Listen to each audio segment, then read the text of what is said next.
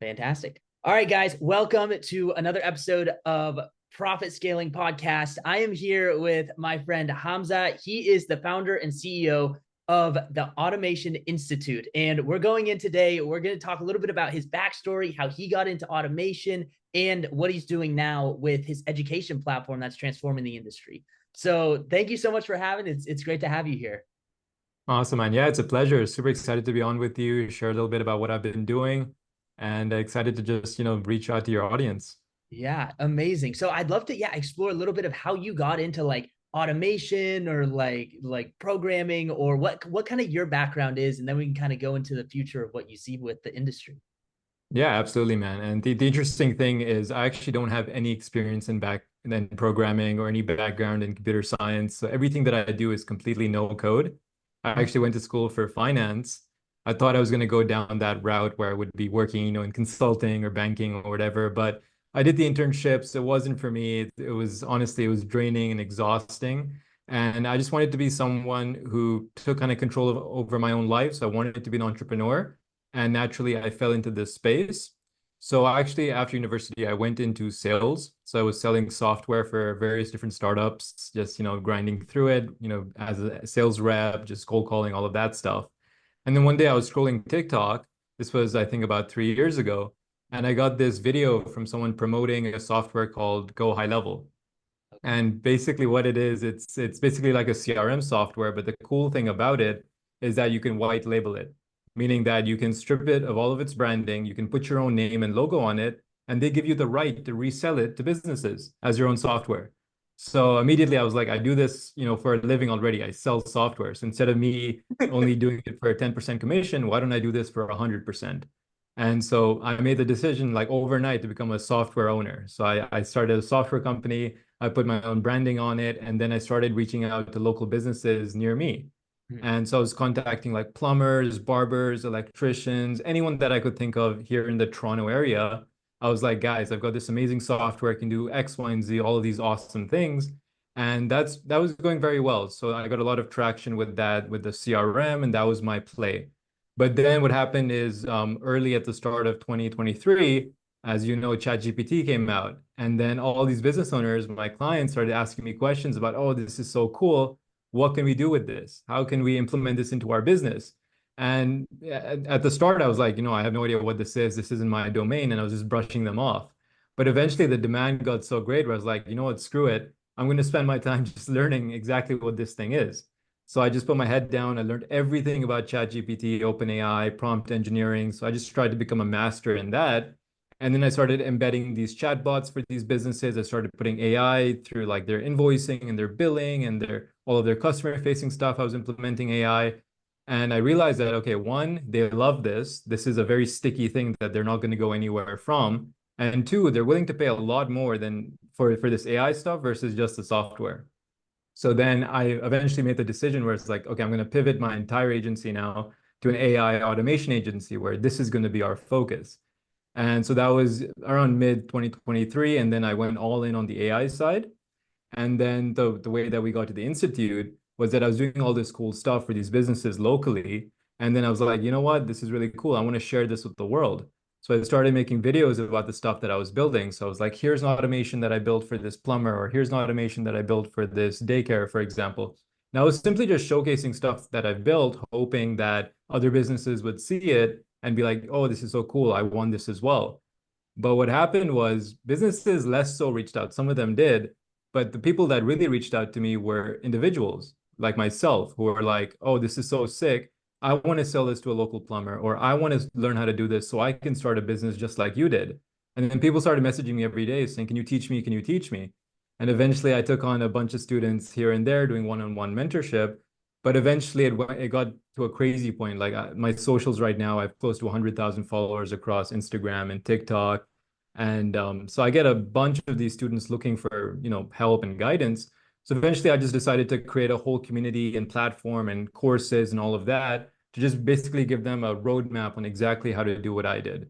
So that's where I launched the Automation Incubator, which is a completely free program. Anybody can join, get started. We're currently the biggest automation community on planet Earth. We have 13,000 members and we're the fastest growing as well.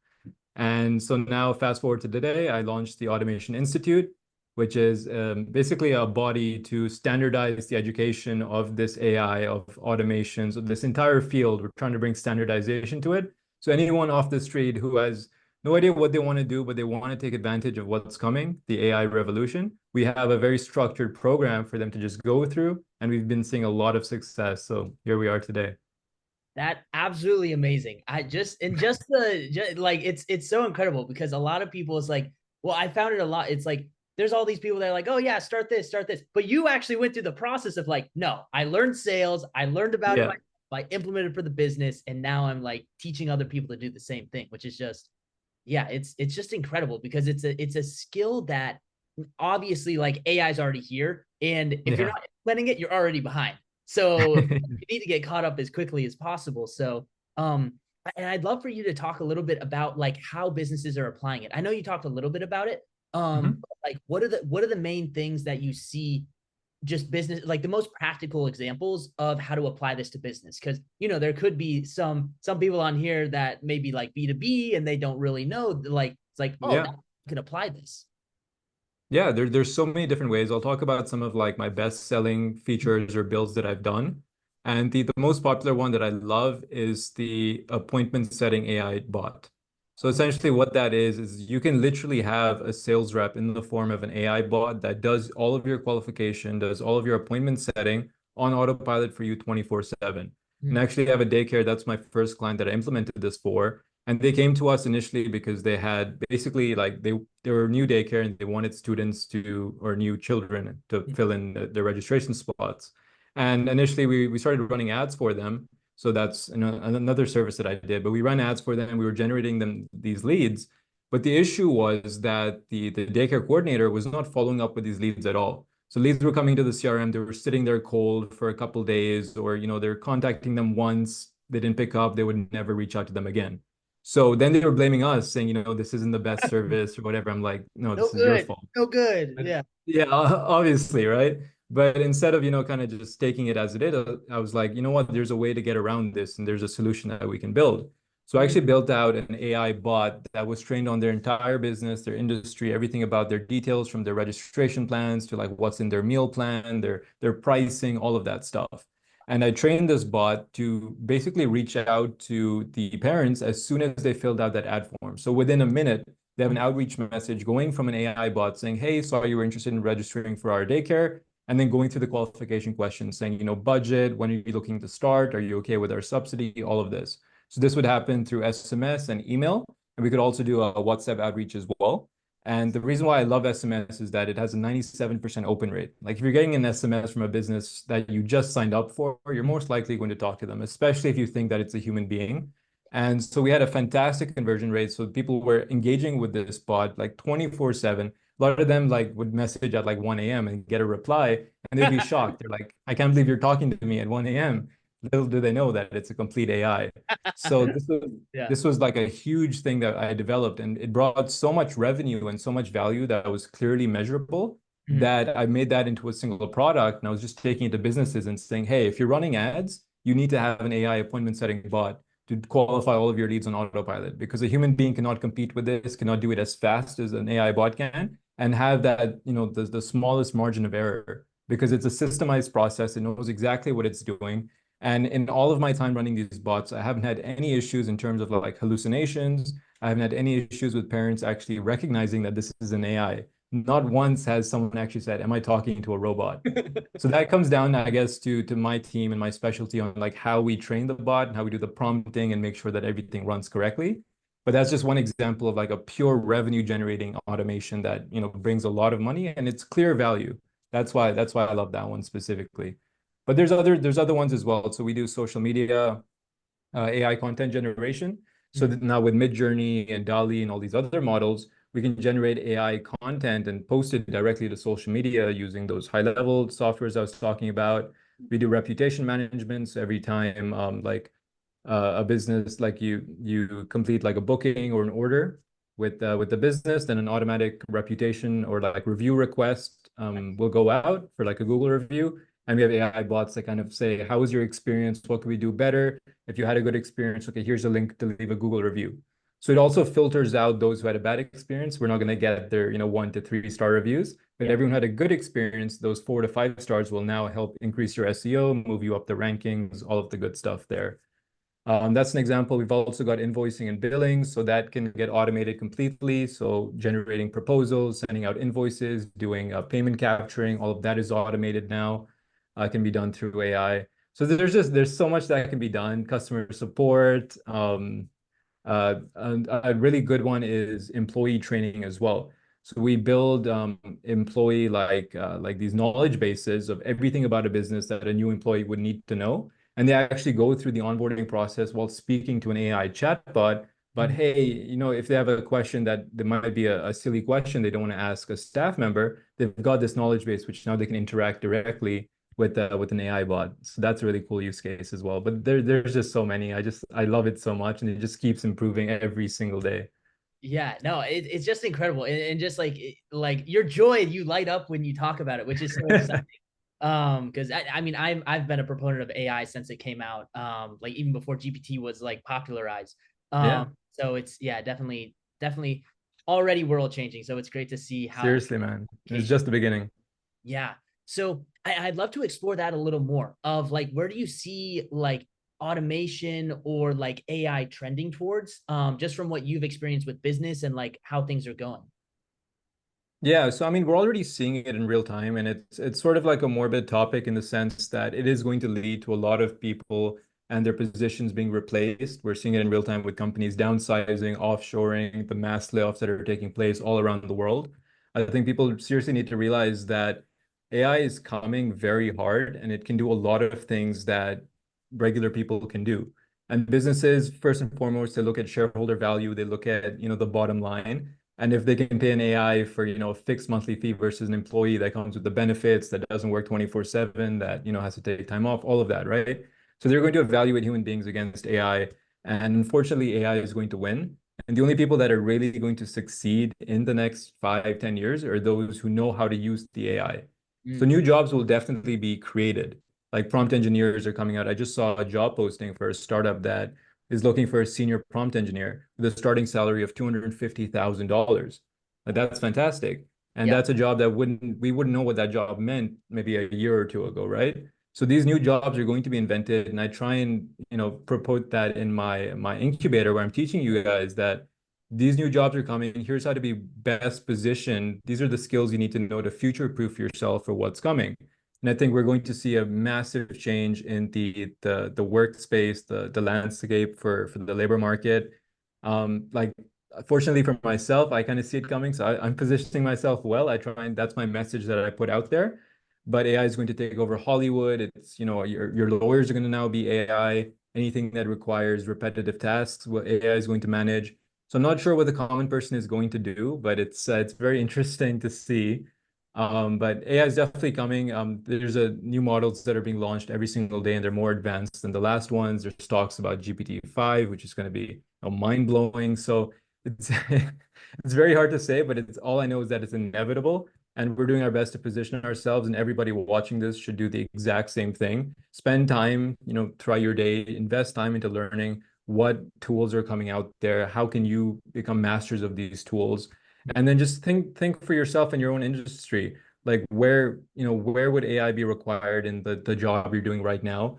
Can you learn how to master AI so your employer sees you as somebody who can actually use these tools rather than being a competitor against these tools? That's kind of what I want to push. Yeah, absolutely incredible. Because I mean, that's the thing is like I see it. There's the people that just won't get on board and be like, no, and try to like doom and gloom of like, oh, my job, like need to protect that. And then there's the other side, which I think we're on this side of just like, no, Yeah, once you learn how to use these tools, it's just gonna blow up your business and your ability. absolutely. Yeah. And yeah, I'd love to ask you of what are the like skills that you would say a CEO should learn, because naturally they have a lot of different things that they can be doing, things that they need to be doing for their business. But like in terms of like implementing this or the skills that they need to just like have general knowledge in, what would those skills be if from your point of view? Yeah, so I mean, for a CEO, that's like a different point of view. Like they're at the top, so it's more delegation on their part, but Mhm. it's more so about what to delegate, like what is possible with AI. And for them, if you're at the top of industry, then you only should be looking at what the outputs and the possibilities of AI are. So Mhm. can this tool do this? This tool can do that. If I manipulate this and I'm able to achieve this. So just being aware of the tools that are out there. New ones get launched every day. There's fantastic newsletters and there's great YouTube channels of people talking about the latest tools that are coming out. I think just being informed about what is out there and then being able to delegate to, your subordinates saying, okay, hey, this tool just came out. I want you to understand how we can use this in this department, or, I want you to implement this here. For top level executives, it's just about awareness so you can delegate in the best way possible. For lower level employees, those are the ones that need the skills to be able to actually implement what, the CEOs want done. So it's less so for them to actually know how to utilize it, but just know what's aware and then be able to delegate it from that level. That's the most important thing. And that's what I do now in my position, because I obviously don't have the day-to-day ability to learn every new tool that's coming out. But as long as I'm aware that, okay, hey, this tool came out, I'm going to send a link or whatever, send a tutorial to one of my staff members and say, become proficient in this, in the next couple of weeks, because we're going to need this in this department. Nice. That's something that's my job. I just got to be aware of everything that's going on so I can best position myself to take advantage of it once, it's ready. That's kind of how I see it for like the top executives. Yeah, absolutely. No, I'm in total agreement of just like the awareness level of it's like, hey, these are the actual things that AI can already do. Like it's not even Mm. imaginative anymore. It's like, no, if you need that for sales, you have automated sales reps. You have, you have Exactly. these marketing automation. I think that was really cool how you said you can actually automate some of the marketing using like creatives and Midjourney and different Hmm. softwares to do that. Um Yeah, a lot of the content that we see on social media now, like these faceless channels that are all AI generated narration and audio, the content is just stock videos that AI put together. Like everything is being done like just on autopilot without really any human intervention, which is crazy. And then the crazier part is that we also don't realize we're consuming AI generated content. Like that the line is getting very thin, that we're just scrolling and we think that maybe a human made this, but it was actually completely AI, and that's just going to get worse. So I don't really know where the line is going to be drawn. Content creators are also going to have to compete with AI now to make like top-notch quality. Like I know graphic designers, video editors, copywriters, they're all, relatively worried because AI is doing a lot of this stuff now as well. So there's going to be winners and losers, and it's just about being as well positioned as you can be. Oh, for sure. And that's the whole thing is like don't bury your head in the sand just because like you keep on hearing it echoed or like news stories coming out of like, oh, and like all these layoffs and all that. It's like, hey, your opportunity is now. If you know how to use Yes. tools compared to someone else, it's like you're gonna be the number one hire. I mean, that's exactly what I look for is like your learning ability of just like, okay, are you able to learn and implement these things quickly because they come out so fast and like, there's a Yeah. new model, new tool like every week, it seems. Um, and then also I'd love for you to speak a little bit because I know that's part of the education aspect of like people like that maybe like just starting their entrepreneurial journey, they want to get into the entrepreneurship or like Yeah. online business. What would you recommend for them of like how to get started or just like to take the leap? Maybe they could only do it like a few hours a day because Mhm. they have like a regular position they're working at. Yeah, yeah, absolutely. So that's exactly what our incubator program was designed for. It's meant to take complete beginners, like just off the street, who have no experience with any of this stuff, and turn them into successful either freelancers or agency owners. And a lot of them, the people who start, they do have, regular full-time jobs. They have to kind of treat this as a side hustle to begin with. That's what I did as well. I was working a full-time job as I was building up my agency, and it's completely possible to do so. It just requires a lot more sacrifice. And with that, a lot of people aren't willing to do that because now it's almost like juggling two different jobs.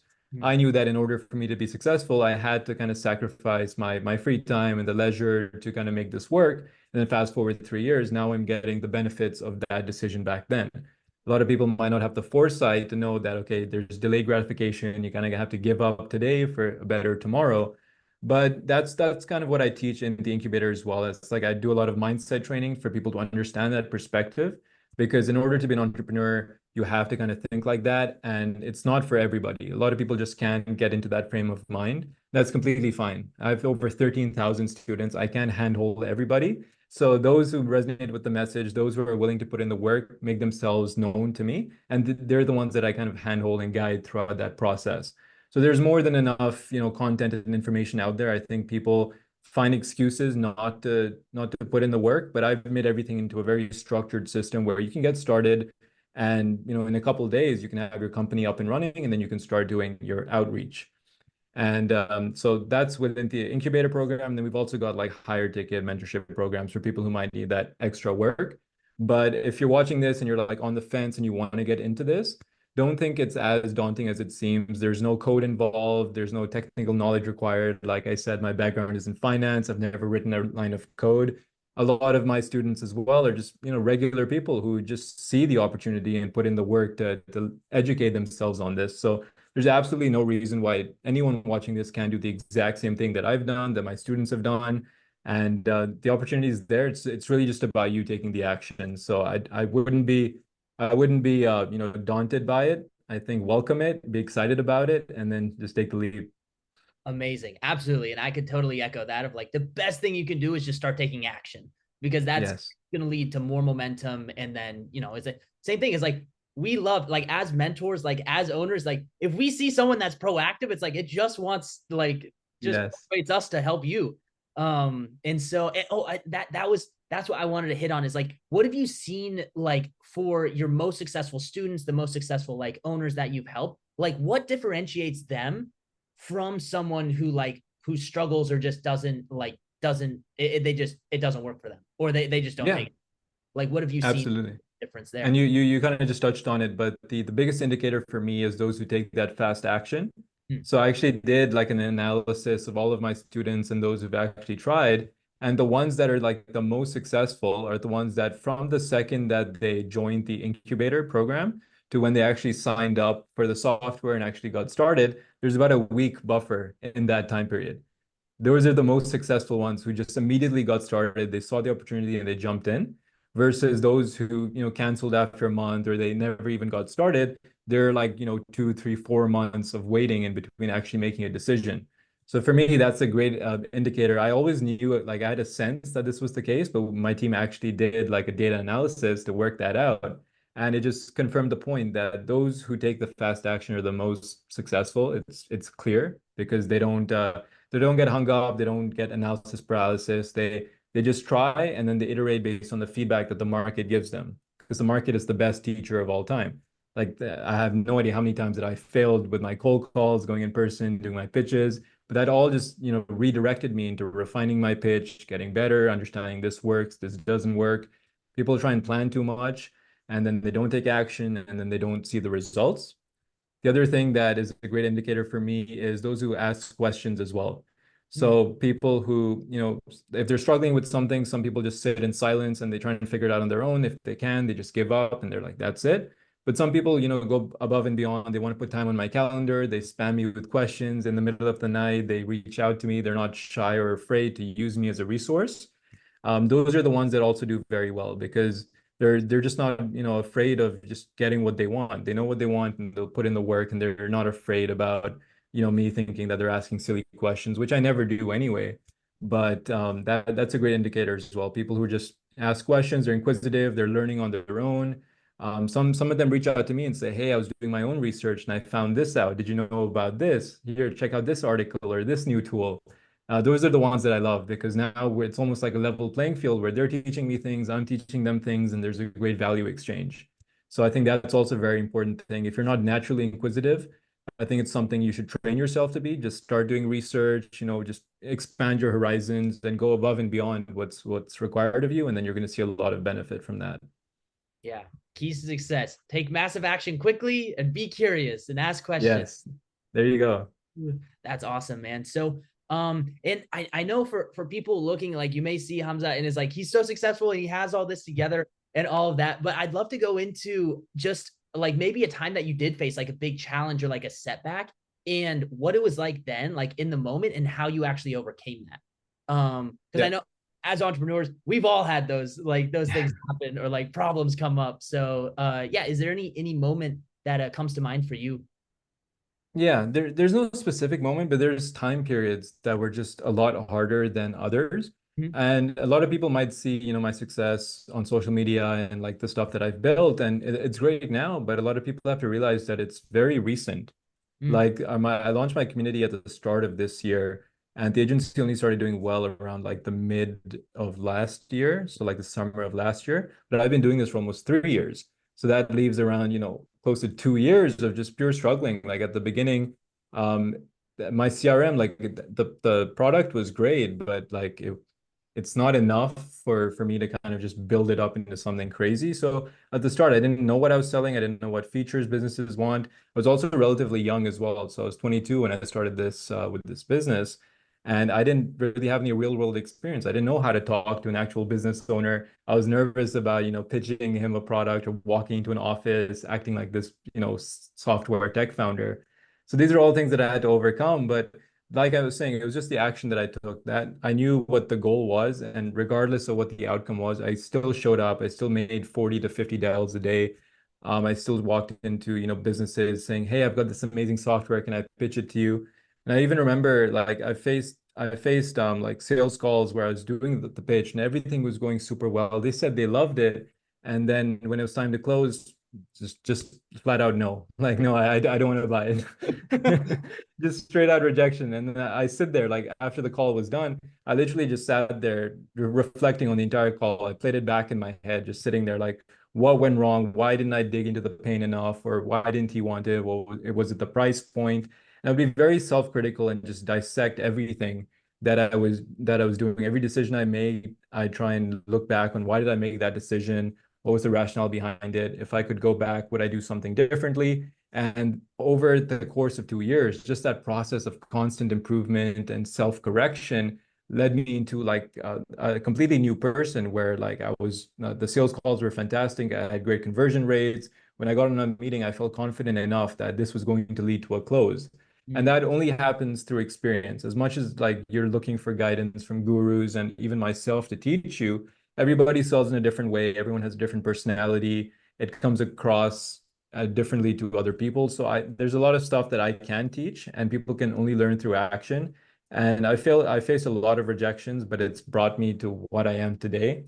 And thankfully, with my experience in sales, it's built up that thick skin that rejection doesn't phase me at all. Like whether it comes to, business or socially or anything, like I've built up this personality now that it's just, it is what it is, right? Like nothing's ever that serious. It's all a numbers game when it comes to sales. And people only learn this through the trials and tribulations. So I tell people, take that action, get burned, suffer a bit, Mm. and we only grow from discomfort. So I actually have a bracelet on right now that says "Seek Discomfort," which is a catchphrase for one of my favorite YouTube channels growing up. But it just embodies everything that I push and I talk about, because we only grow from discomfort and struggling and pain. So that's the message that I push. And as an entrepreneur, I'm sure you understand that we've been through a lot. People only see the shiny stuff now, and they think we're overnight successes, but there's a lot that goes into it. There's a lot that went behind it. And I think people should realize that, because then your expectations change. You stop expecting the results so quickly, and you realize that, okay, I need to suffer for a bit. And then only then am I worthy of the benefits that come later on.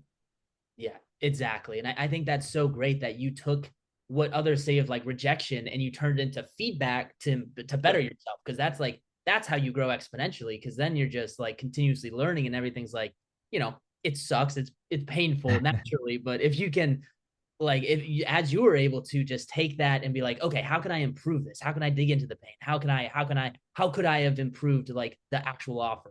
And then you do have that success. But I think that's so key also, of just like, people don't actually see the 3, 5, 7 Oh, years before that have like all went into, oh, hey, it's only been a year and it's going so well. It's like, yes. And the 5 years that it took to get to that point of education, knowing how to do things, not being phased, yeah. by rejection or anything like that.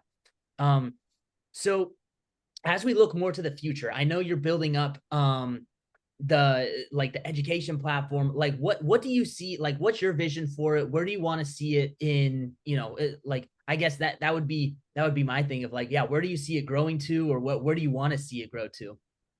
100%. Yeah, that's my favorite question, because it's so up in the air right now, because the space is so new.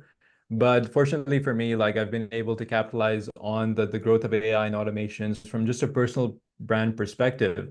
So I'm being started to see as like, the thought leader or like the one of the leaders in the space where I can kind of define the way that it goes. And that's exactly the position that I wanted to be in and why I launched the Institute. Because like these other business models that have come and gone, like, SMMA and SEO and drop shipping, all of these, right? They've always kind of been like the Wild West, where there's so many different players, no one really knows who to listen to. There's so many different strategies in place where, people get lost, they get confused, they get overwhelmed jumping from thing to thing. So what I wanted to do is treat this differently because one, it is a different business model. It is probably the last major change that we're going to see. And fortunately, we're right at the beginning of it. So I wanted to launch the Institute to set some sort of standardization for this entire industry where it's like a proper program that people can follow. And the Institute will act as that body that will certify and vet people that go through the program, that the businesses and the market can know that if an automation operator went through the Automation Institute's programs, then there's somebody that can be vouched for. So we're going to be more business and consumer facing using our partnerships and the network that we have to be an actual institution, like an actual body that if your local, barber gets a call from someone pitching automation services, I want them to say, okay, cool, but are you certified by the Automation Institute? Mhm. And so we want to bring that standardization and that process to this space because right now it's the Wild West and I hate that. I Mhm. don't like that people are confused and they don't know what to do and where to go. So our program is going to be structured as a proper certification that people can actually go through and become certified by us, and that should mean something in the market. So then hopefully globally that's going to be like a household name, but right now we're focusing on the North American market. We're using our partnerships to, work with different companies, agencies to provide work placements to our students and provide them with leads and projects, which other, other coaches and mentors aren't really going to do. It's kind of just take the education and go on your own. But we want to be end to end, where we're going to give you real life work experience. We're going to place you into companies as an automation operator, as we call it, and basically just standardize this entire thing because it's going to become crazy when people, jump on board. The saturation is going to be wild. And we're very early, and I'm in a great position to kind of be at the forefront of that. I just want to take advantage of it as best as I can. So the Institute itself is not just myself, but I have other automation coaches, multi six, seven-figure agency owners on board as well. And we're working together to build the most comprehensive platform that we can. So anybody who wants to get into this has a viable pathway to do so. We're also looking to partner with universities as well. So it's a viable path for them because obviously the job market is changing. We're entering one of the worst job markets in history, and it's only going to get worse. So if people want a future-proof skill, then this is a viable path that they can go and become an automation operator and just go to businesses and really, revolutionize what's in the market. So that's where we're looking to take it. It's a very broad goal, but it's also it's great, it's ambitious, it keeps me going. And I just want to be, the titan of this industry. That's what the plan is. Absolutely amazing. Well, Hamza, it was so incredible having you. For anybody listening or joining us, all the links will be linked below. If you want to become an automation operator or find one for your business, like check it Absolutely. out. That's what it like. I'm in the automations or like AI space, and he knows what he's talking about. And just from looking at you can see his YouTube channel, all his socials, like he's been in it. Like you created your own agency, you implemented all of this, and now you've done it with hundreds, thousands of others. So it's absolutely been a pleasure to have you on. Thank you, man. I appreciate it. Thank you for the platform. If anyone's looking to get started, everything that I create is free. We're giving it back as a mission, so we don't, charge any high ticket crazy fees. The incubator is a completely free program. So definitely take advantage of it. You have nothing to lose except more education, get more informed, and take advantage of what's coming.